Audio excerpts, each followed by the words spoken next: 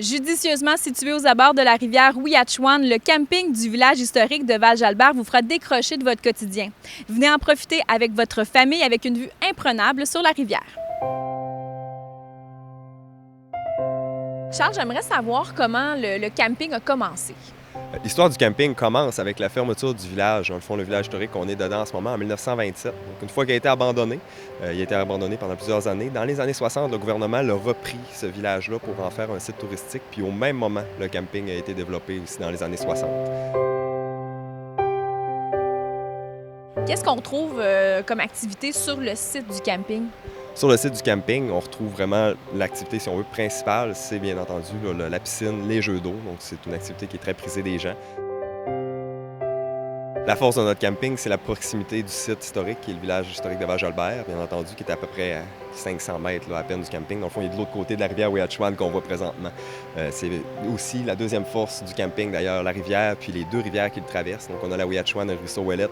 C'est vraiment une beauté naturelle là, qui est incomparable. Bien entendu, aussi, il y a plusieurs boisés sur le camping, qui est considéré comme très boisé, avec des terrains aussi très grands. Donc, ça, c'est un plus là, quand on veut vraiment de l'intimité, puis on veut être confortable. Il y a la piscine, bien entendu, les jeux d'eau, comme plusieurs, mais c'est ça. Ce qui nous démarque, c'est vraiment l'accès au site, là.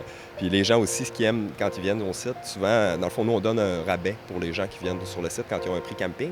Puis c'est toute la durée de leur séjour qu'ils peuvent venir. Puis souvent, les gens, durant leur camping, ils viennent en soirée pour profiter du site puis de la chute. La chute est complètement éclairée en soirée, elle prend toutes sortes de couleurs, donc c'est une super belle marche en soirée.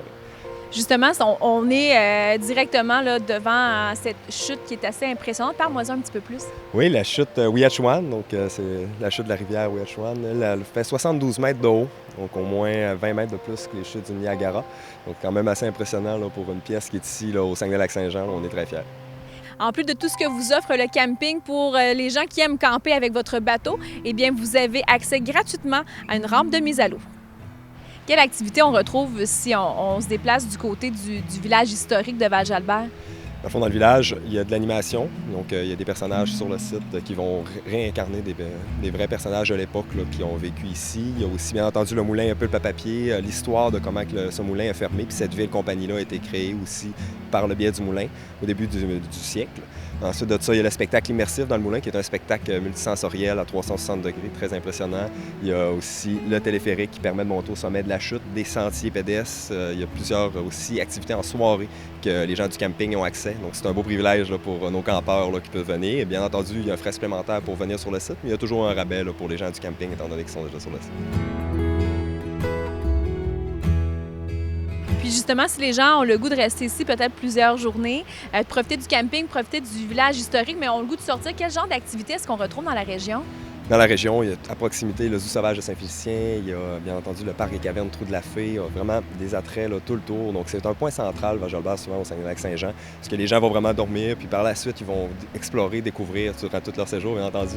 Et le Lac-Saint-Jean, qui dit Lac-Saint-Jean, dit plage et eau, bien entendu. Donc on est très près du Lac-Saint-Jean, très près des plages. Donc c'est un must là, pour profiter de l'extérieur. Est-ce que vous offrez la possibilité de dormir en prêt-à-camper au camping? Oui, plusieurs options, donc des mini-chalets avec et sans service. On travaille aussi présentement sur un nouveau projet qui va être prêt en 2020, qui va être des chalets d'exception, qui va offrir une offre plus luxueuse et confortable comme chalet.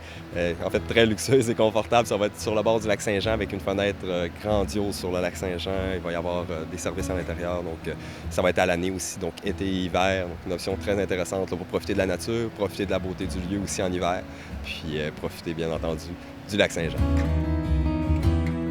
Dis-moi, est-ce qu'il y a des activités qui sont offertes en dehors de la belle saison? Oui, pour permettre l'accessibilité du camping en dehors de la belle saison, plus à l'automne, donc on offre des rabais assez intéressants là, pour profiter du site qui est très beau à l'automne avec les couleurs. Puis, comme je vous disais tout à l'heure, là, on travaille sur les chalets d'exception pour permettre une ouverture hivernale aussi, là, puis travailler dans le fond là, à offrir une option d'hébergement en nature l'hiver. Donc ça va être magnifique là, pour les campeurs qui s'ennuient du camping l'été. Donc on parle de l'été 2020 pour ce projet.